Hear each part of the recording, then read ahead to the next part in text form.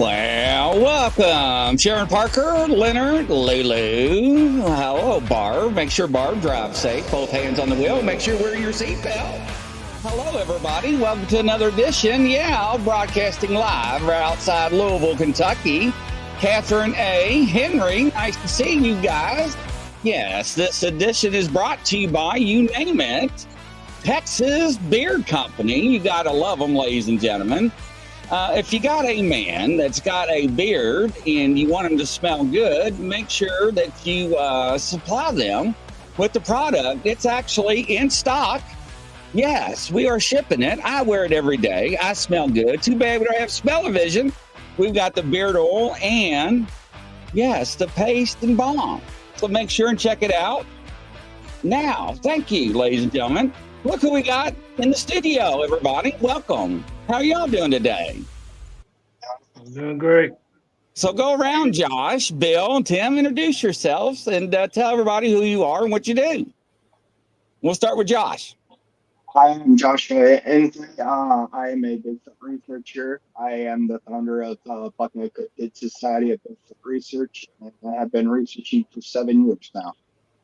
Awesome. Awesome. And Bill, I mean, everybody knows Bill, but go ahead, Bill. I'm from over the hill. Over the hill. And did you just now get a big green tractor? We can go fast. We can go slower. You know, when you first got that tractor, that's the song that came to mind. I put that on. Me too. Me too. I put that on your Facebook post. Did you see that? Yes, I did. And I played it. Yeah. I'm the founder of the Agents of the Unexplained. We do paranormal cryptid research. My favorite cryptid, of course, is the Bigfoot. And I did have a sighting. Actually, Josh was at the same camp out I was at when I had the sighting. Excuse me. Allergies are kicking in, too. Yeah, it's bad this year. Yeah.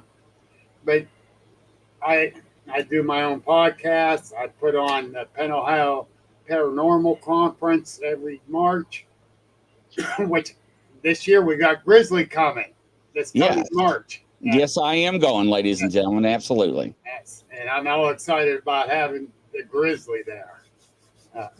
And I'm good friends with Tim also. You know, Tim's a great researcher on top of everyone, you know. And I do refer people to different ones. Who let the dogs out? Anyways, I had to throw that in there. And by the way, he just froze when the dog barked. So yes, that was a good intro. Who let the dogs out? But anyways, Tim.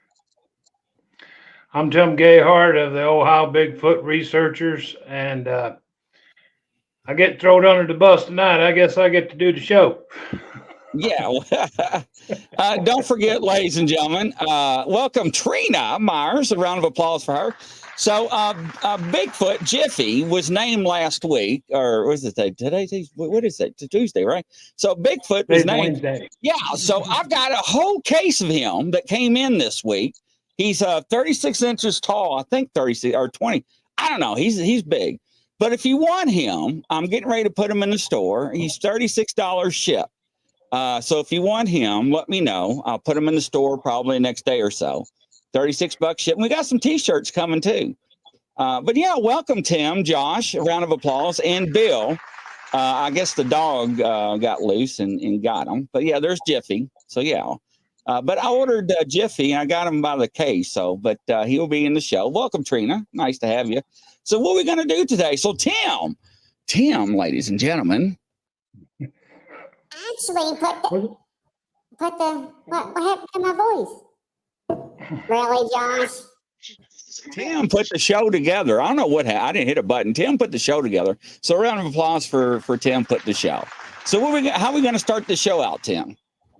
Well, we're going to do we're going to do a round table. We're going to ask each guest a question, and you go around the table and get answers from everybody. All right. Well, go ahead. I'm ready when you are. Absolutely. Okay. What experience made you become a Bigfoot researcher? Well, so I'll start with this one, right? So I always been fascinated with anything in the paranormal realm, right? And the reason why I say that is I never forget when all these shows start coming out. And I always been fascinated with old horror movies and action movies with anything cryptid, paranormal. You know, in some of the movies, they captivate you, right? And I always wondered what happened in the afterlife. And, you know, as growing up, I was an avid hunter. And now you look back and you're like, whoa, I had no idea that was going on in the woods, right? And oh, thank you, Trina. And I had no idea now that those were that is what was that. What I know now, that was possibly it, right? And everybody's like, what? Right. Because you didn't know that we were oblivious to what these figures, sticks, or whatever arrangements could be possibly what was putting them up. And I said this to the high schoolers just a few minutes ago when they were interviewing Mike and I in the high school class, is that I'll never forget when my dad and I were deer hunting. My dad said, "Son, stop." And I stopped. And he's like, "Take a deep breath." And I went, and he's like, "What do you smell?" I'm like, "Giant." And I'm like, "What is that?" And he's like, "That's deer. We just missed them." And I'm like, "BS, Dad. That's not deer now. I know it. That's right." And so now looking back, you're like, wow. And then on it, you know, fast forward it into my mid 20s, you know, turkey hunting, and that big jake, it was probably about a 27, 28 pound jake. I mean, that's a big bird, ladies and gentlemen. You know what I'm saying?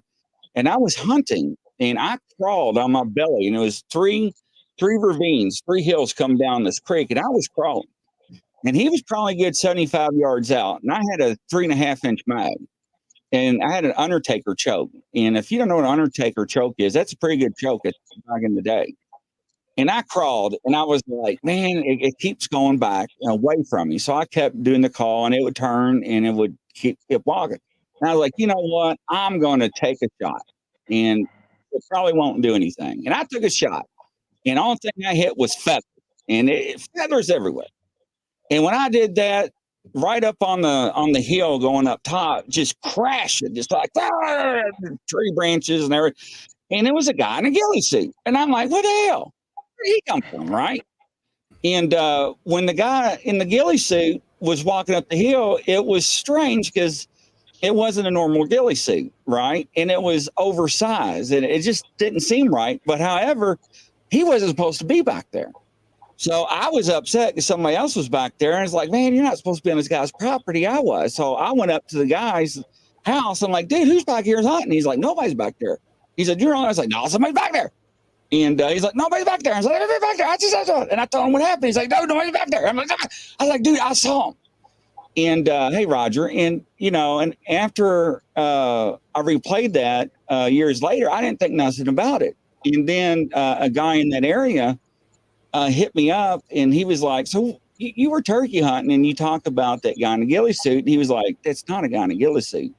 And we went over that incident, and I was like, what? And it, now I understand it wasn't, because it wasn't the right size. It wasn't the right shape. And then when I saw pictures of people's eyewitness testimony of this creature, whatever you want to call it, having long, strange, dangling hair with leaves attached to it and like mangled hair. You know what I'm talking about? That's dirty.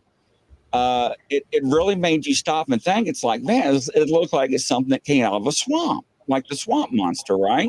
Like the thing.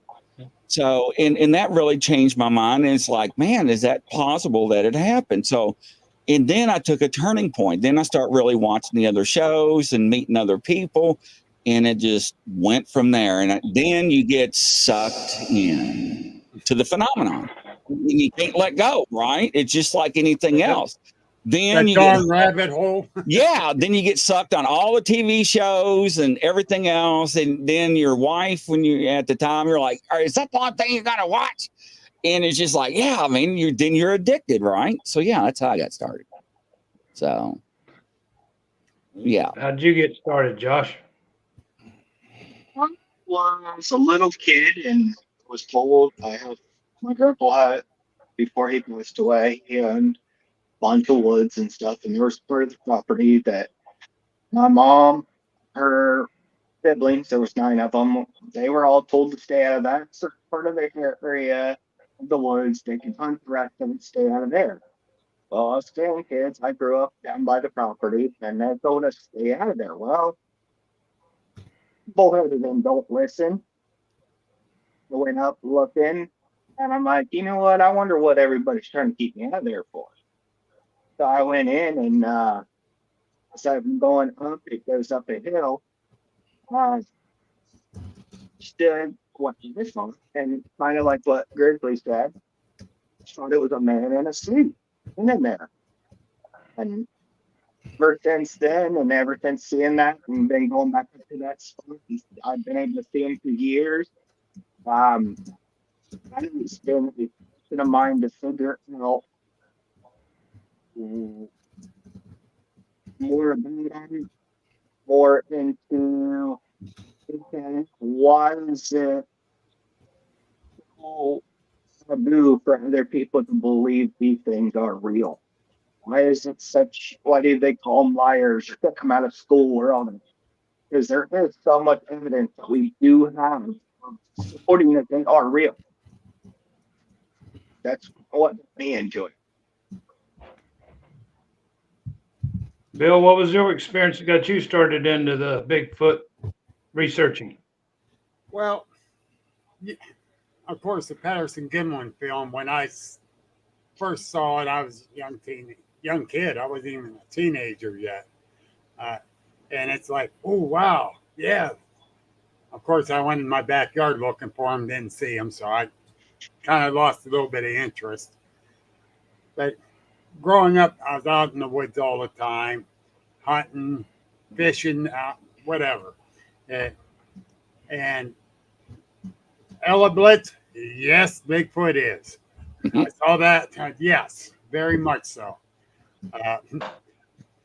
Got enough witnesses on here today, but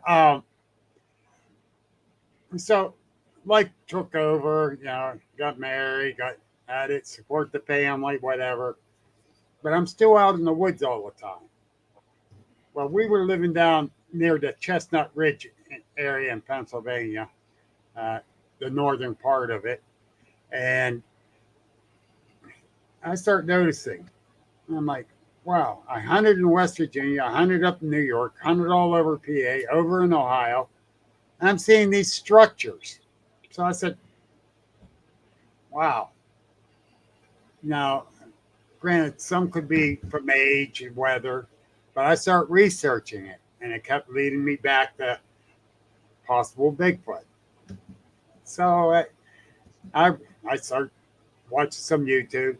The one YouTube channel, I can't remember the name of it, and the guy was just a BSer, straight out BSer.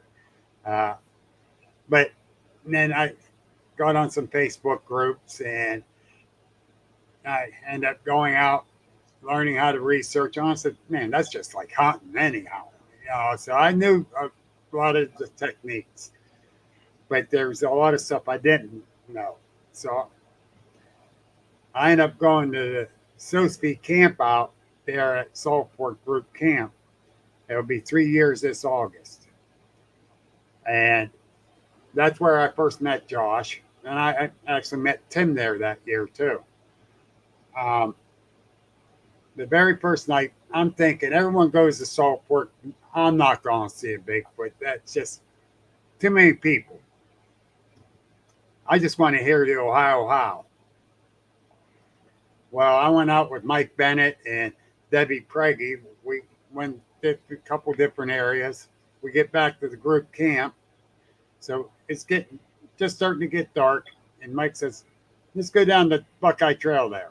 Just go down, go in about 90 paces, stop and listen and look around, see what we see. We went in that way, did 3 stops like that. But on the left side of us, down toward the swamp area, something was throwing either little stones or little nuts up at us. And not a lot, just here or there.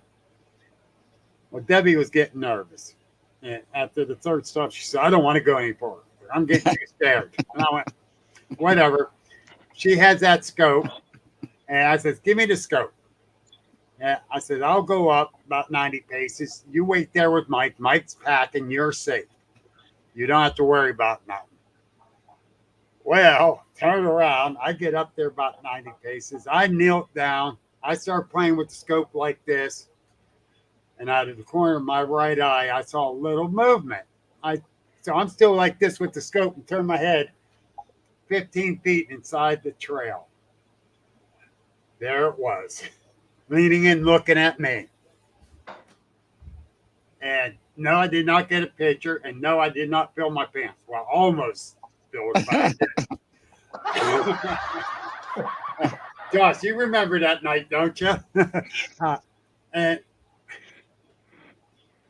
And Josh could tell you, I was scared and I was fired up. You know, it's like, yeah, I believed. I knew they were out there. I were honored to see one. Not that close. Not that close. Right. So yeah, that's the thing. Yeah, that sent me so far down the rabbit hole after I got through the PTSD of it. And Tim knows, Josh knows me. I'm all about, I don't care about DNA so much. I do care about what they're doing, how they're doing. Hi, Jessica. And everything they do, how they're doing, why they do it. I'm all about that. And so, and that's why I do my podcast, to learn from others what they've learned and to share the knowledge. And, it's a very interesting field. And like I joked with Chris, down that rabbit hole. And it is a big rabbit hole. And it keeps throwing you farther and farther and farther down. But that's how I got started there. I'm like the other three. I started out hunting. And the first picture or anything I ever seen of Bigfoot, I was probably in the 7th or 8th grade, and a friend brought a book in. It was Monsters, Legends, and something else. Had Dracula, all that. Well, it had a picture of Patty. Well, I didn't take it to heart. I didn't really believe it. I'm like, this is Hollywood. This is all fake. But after the years of hunting and stuff, I've heard things in the woods. I've heard whoops in the woods. I've seen shadows moving in the woods. And I've had them circle me and my brothers when I was 16 years old. 2 of my brothers was with me. One of them, he's passed. He just passed a couple months ago. Oh, I'm sorry to hear that. We were standing back to back, and it kept walking around us, and the dogs between our legs, coonhounds, they wouldn't hunt. But I've had several different episodes in the woods as I hunted, and I really kept it out of my mind because I knew if it was if I really thought it was true, I wouldn't even been in the woods at dark or anything. So yeah, it led up to my first full body sighting was down at Salt Fork, and we went down there for the Salisbury meeting. It was the first meeting we ever went to. It was in April 2021, and I wanted to hunt at Salt Fork all the years I lived in Ohio, but never could get nobody to go. And I said, well, let's go. I want to see Salt Fork anyways. So we might see something, we might not. I heard that was Bigfoot Triangle, so we loaded up and went down there. First day we didn't even go. We had to run around and see if we could even find where the camp was, because we didn't have no idea. It was just set at Salt Fork, primitive camping, didn't give no road location, no nothing of the group camp. We ended up at Bigfoot Ridge. There was people there, and we asked them, we didn't hear nothing about it. Finally got a hold of one of the rangers, and he told us where the camp was. We went and found it, stayed for a few minutes. Then we come back out and went driving around, ended up down at a cave area. parked in the parking area, and I was standing out behind the car smoking a cigarette, watching the hill, which goes up in front of the parking area. It's a ridge that comes down to the lake. And my wife walked down there. There's like a little beach area. There's like a cove there. And she was down there looking for shells and rocks and see if she could see any tracks or anything. Then I was standing there watching the ridge, and there was a big beech tree there, and there's about between 8.5, maybe 9 foot black figure stepped off behind that beech tree. And this beech tree is probably a good 40 to 48 inches around. It ain't no little tree. It's a old growth tree. And then it walked like 15 to 18 foot over to a big white oak tree, which is about the same size. And I'm standing there looking at this thing as it walks across there. And I'm like, what is that? Is my eyes playing tricks on me? Well, that ain't no way that's a Bigfoot. First time ever here to see one on the first trip. And I'm like, standing there arguing with myself. No, you seeing things, man. You better take another look. And I kept looking. I'm rubbing my eyes and I'm arguing with myself. Now, you know what you just seen. And then I said, well, I'll go down and I said, well, maybe I'll holler for her to come up here, maybe to come out on the other side of that tree. I said, no, I better not. I better walk down there and get her. So I walked down there and got her, come back up her shoulder where it was. I don't know where it went because I walked down to get her, so I didn't have no way to keep no eye on it.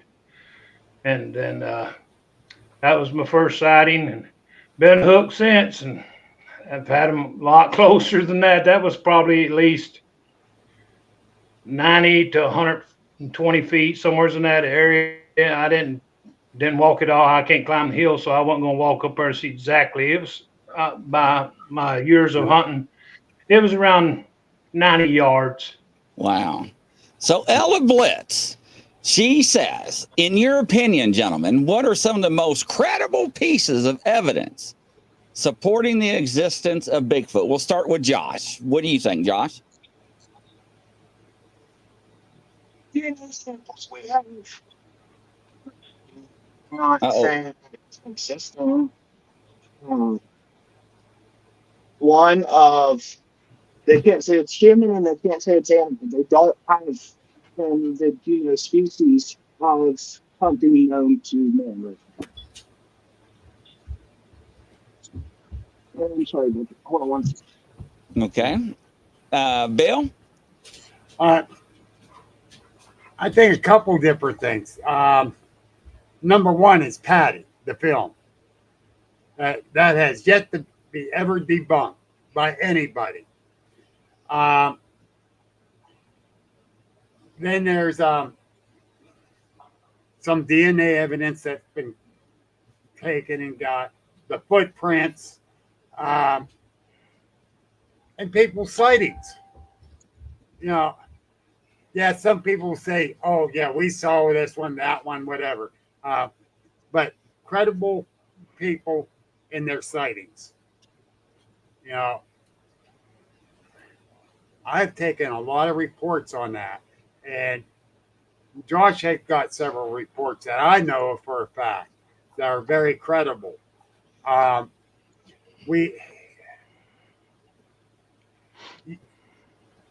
even though some sound kind of iffy, you still got to be interested. Then do your research on the area, from the library, newspaper reports of stuff, different, get the topographical map even to check the area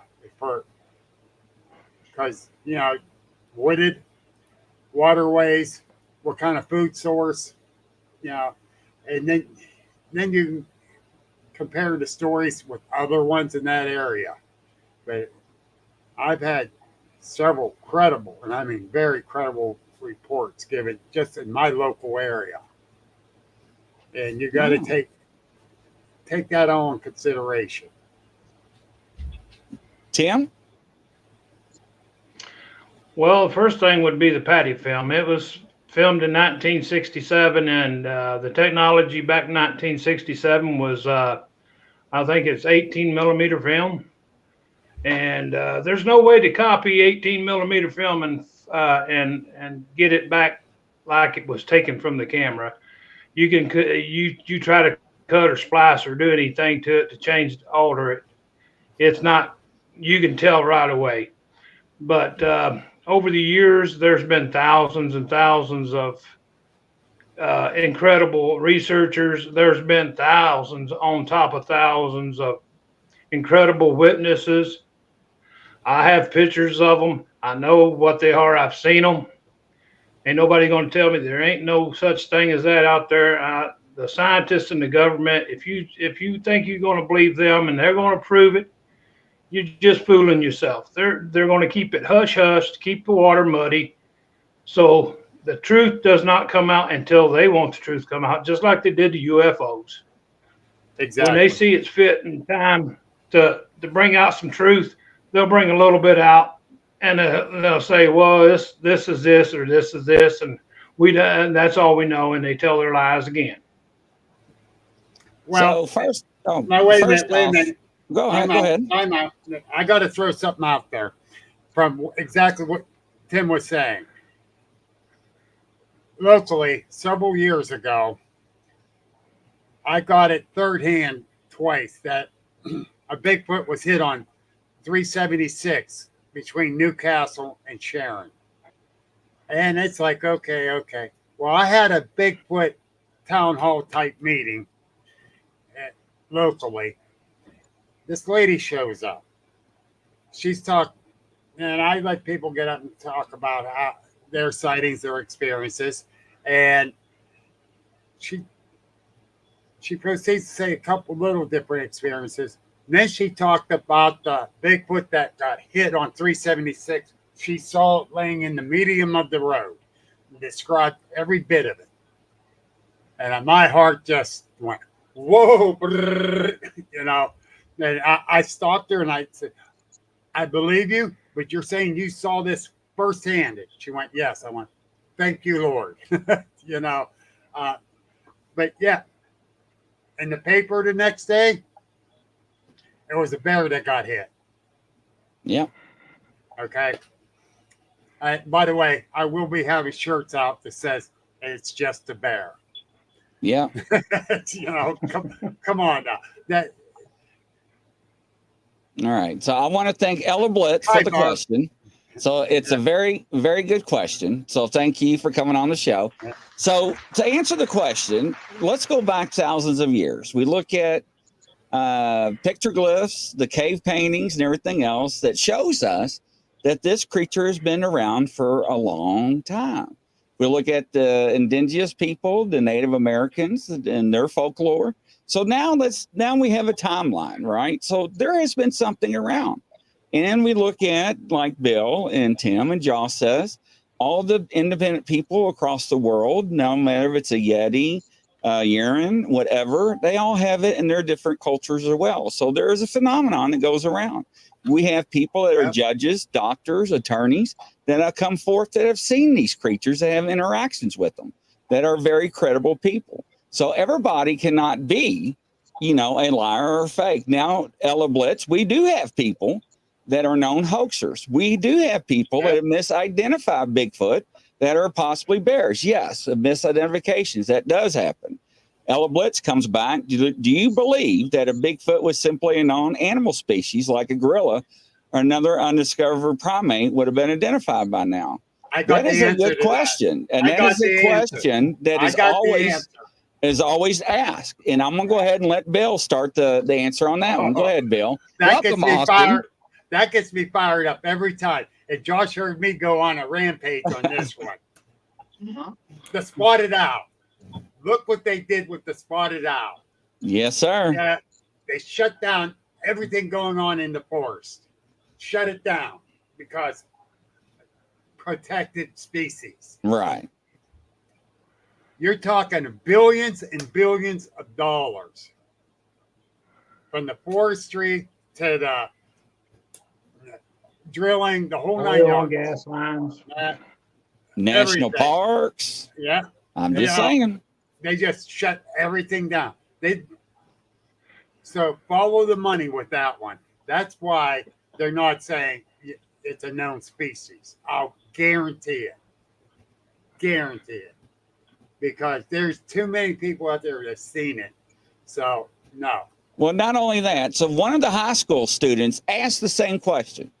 And I didn't ask this, but I wanted to. And, you know, high school students, they were juniors and seniors. So how old is a junior and senior roughly? 16, 17, 16 to 18. 18. Okay. Now, how old are kids in a park? Probably acre. Not always. Okay. So we're talking young. Do you Yep. want to know if Yep. a 500-pound monster's running around in a park with your kids? Just saying. The public can't. I'm just saying, ladies and gentlemen. But Yeah. anyways, you know, I mean, you know, these things are not supposed to be in our reality, but they are. Mhm. So go figure. Ella, you are very intelligent. I'm glad you came on the show. Hopefully you Yeah, stick I'm around. telling you. Good questions. Yeah. Yes. And something to add to that is you came out and stated that it's a known species. I know Greg's like I've never said this on your show. College for physiology. When we are talking about, you know, cryptid species or new species, animals that are extinct but may still be alive. We cannot say it's a known species because when they come back and do that, they have to reimburse the people that went out and did that investigation. They have to reimburse every single thing. Universities, you have to reimburse them people out there doing it. If they were proven wrong. Reimbursed. There's so much certain things that have to be played off, which does have one thing. Yeah, Oh, Lazarus animals are very, very interesting. I can say that much. And we actually did a show a couple of weeks ago on those animals. And science is a group of people that can dictate what they want and how they want. So it's very interesting. So, Tim, what's our next question? Since Ella is not firing across her bows yet with another one. Now, Ella, keep asking. They're great questions. What kind of areas would you go and want to go and find a Bigfoot? Oh, that's actually a good question. So, to be honest with you, and so that's actually a tough question because a lot of people think that you have to go to the deepest, darkest places in the woods, and that is not the case. I have people outside Atlanta that just goes right outside the city limits or inside the city limits, and they got Bigfoot. It's like, what the hell? And I mean, I had a guy take out the dumpster, take out the trash to the dumpster, and there's a Bigfoot going through the dumpster. And yes, and he's like, what the hell's Bigfoot doing in the city? Hell, I don't know. Why don't you ask them? So we get reports like that, right? So, I mean, but really, it happens. So I don't know. I mean, how do you answer that? What's your all's answers? Val, I'll get to that question in a minute. That's a good question, Val. Yes, it is. Who do you want to go next? Josh, go with the question, Josh. Okay. Honestly, you can say this. I can go where I live. I still live with my grandfather who passed. I can go right up there. Or I can just travel maybe every 5 minutes where I just had a sighting last night. It was on the road. It was literally standing in the middle of the road. And I mean, you could be driving down the road and see one run across. So a lot of the reports we get is them crossing the road. It's one of the most sighting spots, is them running across the road. So honestly, you don't even have to step into the woods at the time. Oh, that's my answer on that. Bill, what would you think the answer to that question would be? Oh, I go everywhere. There's no one specific type place, you know. Heck, us guys that sat at the group camp area at Salt Fork and had them come out at us. I know, right? Yeah. So you go just about anywhere. we were up northern Pennsylvania near Erie, up at, called Cambridge Springs. It was seen right in town by several people. So, you know, there's no specific area. As long as there was water source, food source, like berries, nuts, deer. And I think they used skunk as deodorant. I don't know for sure, though. But, but you know, it's, you know, I traveled in a swamp. You know, Sunday, I was just up at Sunday morning. I got a phone call to go check out a print, and there's a muddy area, and there's a print in there. So it's, you know, it's anywhere. You know. So I suggest just go sit in the woods. Yeah, absolutely. They'll come watch you. I'll guarantee it. Tim will guarantee it. Josh will guarantee it. Grizzly will even guarantee Yeah, it. they will. Absolutely. Tim, what do you think? Well, the environment that they live in, they adapt to the environment. But if they have a clean water source, they have food, they have a place that they can shelter in, you're going to usually find a Bigfoot. Yeah, I have them comes right here to my back door, and I live in the edge. Well, you must say I live in town. City limits is probably 500 yards from my house where it ends at. But about 1,500 yards away from there is the Huron River. It runs from Lake Erie to Plymouth, Ohio, just south of Plymouth, Ohio. It runs for about 30 some miles. So that is a travel corridor for them. So yeah, and then it's freshwater source. They have fish, shells. They have crayfish. They have deer. They have small animals, rodents. They have corn, soybeans, and all kinds of food source. And plus, there's timber, a lot of timber, and the ridge line that runs along the side of the river and stuff, so they could find falling over trees and stuff for shelter, or they can make their own shelter out of trees. Well, before I read the next question for the audio listeners, Henry says, if you guys keep using pole dancing chickens with glow sticks, they'll keep coming from the food. I love you to death, Henry. That one was awesome. I read that. I'm sorry. So Val says, what's your opinion of the woo connected with Bigfoot? So I'll start with that one. So the woo, a lot of people get flabbergasted about it. The woo part, I say, is just something that people just don't understand at the moment of what's going on, ladies and gentlemen. So that's why they don't connect with it. However, you know, when I talk to Ron Moorhead on a regular basis, he came out of the box about 5 or 6 years ago and he said, Grizzly, you know, if you'd have talked to me about this 20 years ago, he said, I would disown you. He said, I would make fun of you and think you were crazy because, you know, that stuff just don't happen. He's like, but now, you know, we'd look at quantum mechanics, quantum physics. He's like, there's something going on that we humans just don't understand. And he says, but science is catching up and it's quantum mechanics. He says, once you understand about vibrations and quantum entanglement, he says, that is a possibility. He says, everything is connected. Everything vibrates on a different plane. We talk about different dimensions, up to 12 different dimensions, 13. We're in 3 dimensions. Now, I'm not trying to get too scientific, but that's how it works. And what's your all's take? Starting with Josh. What's your take on it, kind sir? Hey, Debbie. I believe in some of it. Heard some of the woo stuff that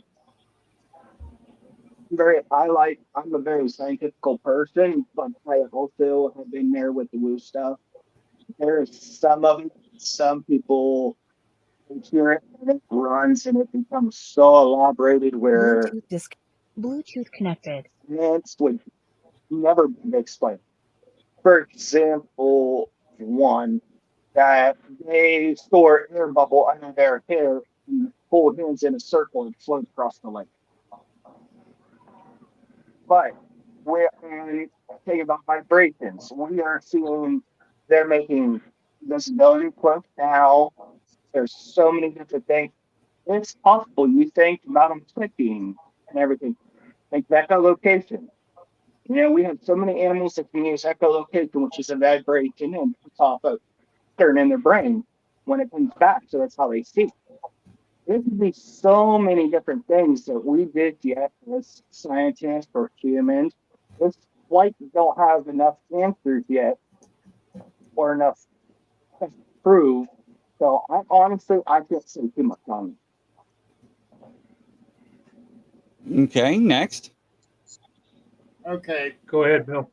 I really can't say one way or the other because, like Grizzly says, science has not caught up. So if it's not scientific proven, it's woo. Well, I'm sorry. I won't get in an argument with anyone that says it's not woo, it is woo. I won't get in that because I got to keep an open mind. From the one I saw, I presume it was flesh and blood. You know, and Debbie's out there right now. She's the one, my squatchy ex-wife, Debbie Preggy. She, me and her was out all the time, but now she works at those long hours, so we don't get out like we used to. But, you know, I presume it was flesh and blood. Did it go down over that hill through the woods and jump through a portal? I don't know. I didn't see it. Did it get beamed up? Did it say, hey, Scotty, beam me up? I don't know. I didn't see that happen either. So I can't say. And I won't say either way. But, oh, no, Dad, call off. Stay home. We'll go out in the woods tonight. But, no, seriously. If someone just closes their mind to that, they're wrong. Because, you know, it's still got to be scientifically proven, but keep your mind open to it. Yeah, absolutely. I mean, I totally agree. Do you want to add anything to that, Tim? Or Yeah, what they call the woo is they say that there's orbs and Bigfoot has the ability to walk through portals and disappear without leaving tracks. And well, some of it can be very true. I ain't going to say nobody that's seen it or experienced it is telling the story, but because I've had some weird things happen. I mean, I've seen some people's weird pictures too, that seeing things coming out of stuff, and I kind of believe, like everybody else, you got to keep an open mind and see where it leads and take it for what it is, and you don't have to argue about everything. No. And Roger Blair says, does any of the guests that think that maybe Bigfoot could be related to the Yeti and possibly the Yetis coming across the land bridge? So that's always been a good question. And yes, I do think that it is related. It's another subspecies of Bigfoot. And just like the Yern in Afghanistan and Iraq, I did not know that was another classification of Bigfoot. And there's another name for that also over there. But yeah, I think they're all related. What's your all's thoughts?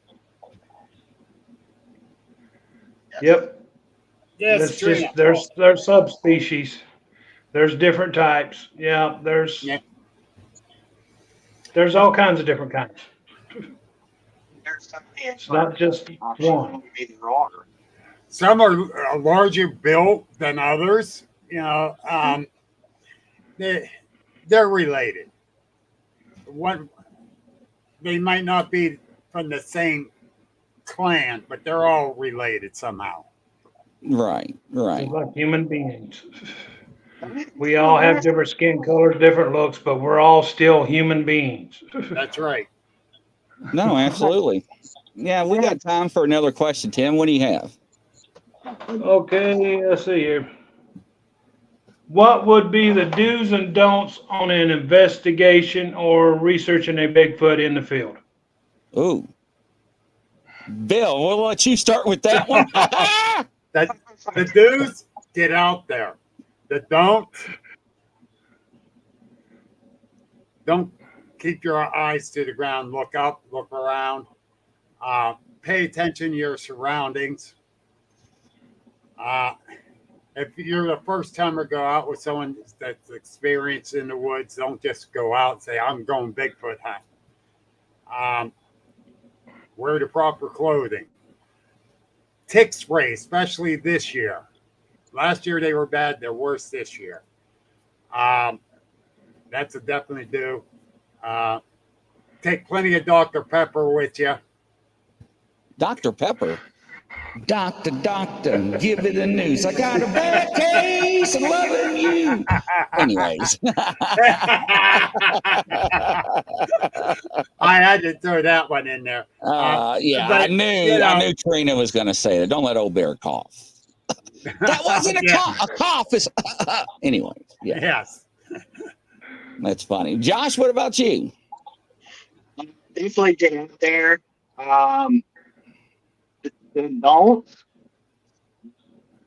Don't act like you're the toughest thing in the woods because they will you firsthand. You are not. And when people warn you, they can get aggressive. You can get aggressive. You can get bluff charged. My main thing is to get safe. You go out with someone that is a little more experienced and go out with an open mind and a calm heart. Don't go out angry. Please go out with a calm mind. You know what I thought he was going to say? Do not hang chickens behind my tent with the glow stick. Do I have a Discord? I'm always disconnected. I don't know, Ella, what you mean by that, but I like to have fun. Tim, what about you, kind sir? Well, the do's is to know your surroundings at all the times that you're out looking for Bigfoot, because they're very sneaky and quiet, so they can slip up on you. And the don'ts, don't go by yourself. If you get the gut feeling that you're not supposed to be in that area, back out the same way you went in. If you come face to face with one, don't scream, don't act scared, just back away slowly until you get out of the way and keep your eye on it. Don't turn your back to it, because that may cause a predator action. Try to be safe. Don't leave nobody in the woods by themselves when you're doing investigations. You go in as a group, you come out as a group. Oh, that's good. Yeah. Yeah. Ella Blitz, my email's at the bottom, and you can get a hold of me at Grizzly Chris on Facebook. So I always tell people, number one, go out. Don't expect to see something. All right. So that way you don't get your hopes up and get disappointed. So go out and have fun. Sit around the fire if you're going to spend the night, and let them come to you, like Bill said earlier. If you got a speaker, play some native music, Indian music. For some reason, I hear they really like that, right? If you do come across one for whatever reason, do not shoot at it. Whatever you do not fire at it, okay? Please do not do that. Don't be stupid. Right. If you have a crystal bow or a ring bow, they like that, I hear. If you have a little drum, they like drumming. A lot of people will do that. But go out and have fun. If they growl at you or make tree knocks, you can do that as well. But just have fun, right? And just like Tim said, if you don't feel comfortable in that area, that's probably a human instinct. That's your body alarm telling you it's not a safe place, so back out. But exactly. Other than that, find somebody in your area. You'll be surprised how many people in your area that likes Bigfoot that you probably don't know, and probably would take you out in the woods and with you and teach you some of the right things to do and how to Bigfoot investigate. Go on Facebook, find some people in your local area. You'll be surprised how many people does this that you don't know of. It's very fascinating. And like I said, once you get in, you will get hooked and you'll be surprised. I know a lot of people say they're into it. Then once they go out in the woods and they get an experience like, the hell with that? This stuff's real? I'm out. And they're like, deuces. And it's like, well, you come out for this. I know hunters that actually saw one and quit hunting. Yeah. But Josh and Tim, I think you both was at the one camp out a year ago last spring when that young man came and he casted the handprint. He was not a believer. He just came camping with his in-laws. He just wanted to camp. He is a total believer and he's totally into Bigfoot researcher. But and I did send him down with an experienced researcher from Central PD went down with them. Well, Shannon Parker, look at Les Stroud. He was not a believer. Yeah. There's always campouts. We're having at Salt Fork, or there's different campouts all around in different states. If you get on Facebook, you can get a hold of us. We'll have you come out, and we will take you out. We will tell you what to do, keep you safe. We'll show you the do's and the don'ts. Everybody has a different style of research. Keep an open mind to that, and we're willing to help you no matter what. Yeah, that's the thing. And like Chris said, don't expect to see something your first night out. Right. You can, but don't expect to. Just enjoy being out there. Enjoy the scenery. You know, when I get out in the woods, man, it just calms me down. Except for the one time I went on an investigation. And no one could go with me. I took my shepherd with me. We had to walk over 300 yards down a cornfield to get into the woods. And she was fine. Till we got inside the woods, she went on full alert. And my body told me, get out. My gut says, no, this ain't cool here. Something's bad here. And we got right back out. Once we got away from the wood line, my dog calmed down. I started feeling better at ease. Always listen to your guts when you're in the woods or just out anywhere. Listen to your gut. That's the thing. You got to get out there. Yeah, absolutely. Tim, you did a wonderful job putting this together. So, thank you, buddy. Tim, how does everybody find you and follow you? Be on Tim Gayhart on Facebook, and it'll be Ohio Bigfoot Researchers on Facebook. It's a group. And Josh, how does everybody find you and follow you? You can follow me on Facebook under Josh Inslee, and you can find a Facebook group of Cryptid Society of Bigfoot Research. And Bill. Well, you can find me also on Facebook and my Agents of the Unexplained group page. I got the Agents of the Unexplained podcast page. You can find me on YouTube, and you can also get a hold of me on my Agents of the Unexplained.net. I got that. We do researches, we do campouts, and all kind of investigations. And I'm willing to take people out with me. There you go. All of us guys are really. Yes, absolutely. We can feel it now. Yeah, absolutely. And from coast to coast, everybody, don't forget the show tonight at 7 p.m. Eastern time. And we'll see you then. Godspeed. Thanks, everybody. Good night. We'll see you shortly. Yeah. Good night, all.